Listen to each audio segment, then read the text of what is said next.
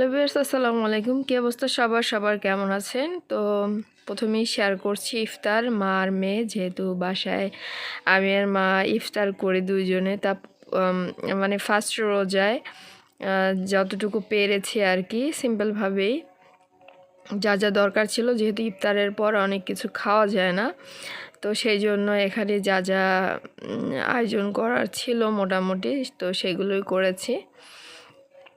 তারপর হচ্ছে যে রমজানের বাজার, তো প্রথমেই শেয়ার করব এই যে এখানে মুড়ি নিয়ে আসা হয়েছে। আর ডেলি এক এক রকম আইটেম খাবো, তো সেই জন্য হচ্ছে যে এক এক রকমের জিনিসপত্র নিয়ে আসা হয়েছে। এখানে মিষ্টান্ন রোজ ছিল, যেটা আমার পছন্দের, সাথে চাউমিন ফ্রি দিয়েছে, চিড়া ছিল যেটা দিয়ে বরিশালের ঐতিহ্যবাহী মলিদা খাওয়া যায়, তারপর দই দিয়ে খাওয়া যায়, ভেষণ ছিল, তারপর হচ্ছে দুধ ছিল, ফ্রেশ দুধ, সাথে একটা বাটিও ফ্রি ছিল, চিনি ছিল 3 কেজি, ছোলা বুট ছিল 3 কেজি,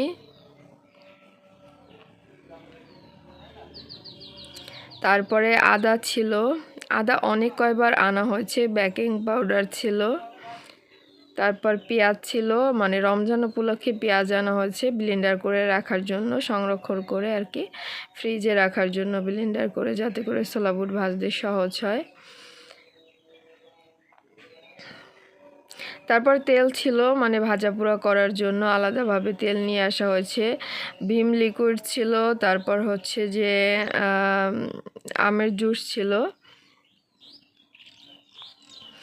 তো এই যে আমের জুসের সাথে একটি গ্লাস পেয়েছি, আর হচ্ছে ফ্রেশ দুধের সাথে বাটি পেয়েছি। তো এই ছিল মানে মোটামুটি যে বাজারটা ছিল সেটা ছিল এই। আর ফলের বাজার, এইটুকু বাজারের দাম ছিল 3000 টাকা, 3000 টাকার একটু কম ছিল, মানে 2995 এরকম হবে। তো তারপর ছিল ফল, তো এইটুকু বাজার, কিছু ফল এনেছি হাফ কেজি করে, আর কিছু অল্প কিছু জিনিসপত্র এনেছি, তো সেই সবের দাম হয়েছিল প্রায় 4700, হ্যাঁ 4750 হবে, এরকম দাম হয়েছে। তো কি আর বলবো, মানে কোনো কিছু কেনার, মধ্যবিত্ত ফ্যামিলিদের, তারপরে যারা নিম্ন ফ্যামিলি আছে, কোনো কিছু মানে কেনার, মানে ইফতারে যে কোনো কিছু সাধ্যমতো খাবে এরকম অবস্থা আসলে নেই। সব কিছু দাম এত পরিমাণে বাড়তি, এইটুকু আমি দেখাচ্ছি আপনাদেরকে সব কিছুই। তো এইটুকু জিনিসপত্রের দাম এত হবে, আমি নিজেও অবাক শুনে। আর প্রথম দিন হচ্ছে যে 2 দিনে আমি বাজার করেছি। প্রথম দিনে ছোলা বুটি সব কিনেছি, পরের দিন হচ্ছে ফল টল যা যা দরকার ছিল কিনেছি। আর ইফতারে যেহেতু হালকা হালকা গরম পড়েছে একটু, সেই জন্য হচ্ছে যে ফালুদা এনেছি, তারপরে লাচ্ছি খাবো, এক এক দিন আর কি এক একটা আইটেম ট্রাই করব, এই আর কি। তো এখানে হচ্ছে যে যে ক ধরনের ফল ছিল সব ফলই এনেছি, খেজুর এনেছি, মরিয়ম খেজুর, তারপর হচ্ছে যে এখানে ফার্স্টই হলো হাফ কেজি আপেল ছিল, হাফ কেজি থেকে একটু বেশি ছিল, তারপর হচ্ছে স্ট্রবেরি ছিল, আঙ্গুর ছিল, মালটা ছিল, আনার ছিল, কোন আইসক্রিম ছিল, ভ্যানিলা আইসক্রিম ছিল 1 লিটারের। আর স্ট্রবেরি আইসক্রিমটা পাইনি, কারণ ফালুদা খাওয়ার জন্য স্ট্রবেরি আইসক্রিম লাগবে, তো সেটা অবশ্যই পরে কিনে নেব আবার যখন যাব। মানে আমি যে দোকান থেকে কিনি সেটা হচ্ছে যে আমার মানে মামা ডাকি, তো তার দোকান থেকে আনি, বলেছে যে রমজান শীত কেবল শেষ হয়েছে, তো এই জন্য হচ্ছে যে আইসক্রিমটা এখন অ্যাভেলেবেল পাওয়া যাচ্ছে না, তবে 2-1 দিনের ভিতরে পাওয়া যাবে। তো 2টা ডানো দুধ এনেছিলাম, ডানো দুধের সাথে 2টা সুন্দর বাটি দিয়েছে।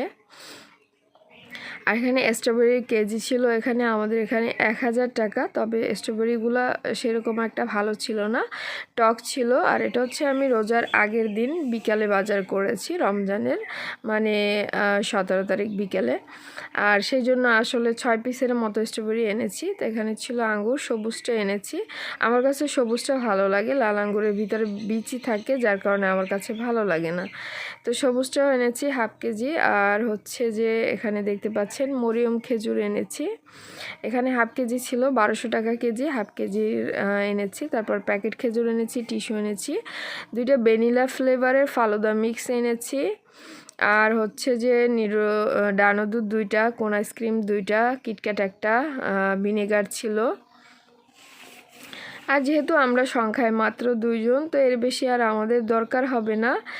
বেশ কিছুদিন এতেই চলে যাবে, তারপর আবার দেখা যাবে। তো ফার্স্ট রমজানের সেহরির জন্য হচ্ছে যে আমি মুরগির মাংস রান্না করেছিলাম, তো সেটাই শেয়ার করব। প্রথমে আমি পেঁয়াজ, রসুন, তারপর হচ্ছে আদার পেস্ট আর হচ্ছে এলাচ, দারচিনি এখানে দিয়ে দিয়েছি। তো আমার ভিডিও করার প্রথমে কোনো ইচ্ছা ছিল না, তারপর ভাবলাম যে আপনাদের সাথে শেয়ার করি।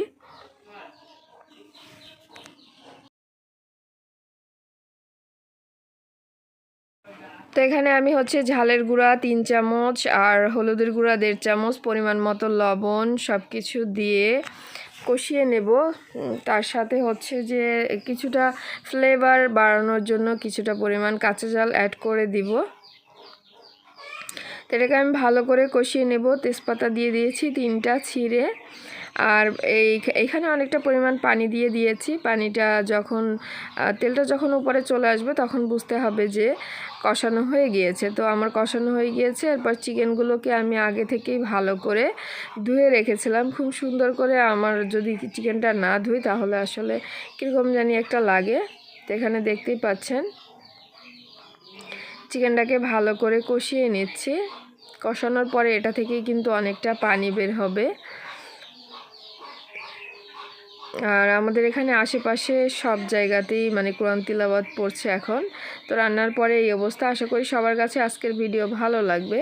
সবাই ভালো থাকবেন, সুস্থ থাকবেন এই কামনায় বিদায় নিচ্ছি সবার কাছ থেকে। আল্লাহ হাফেজ।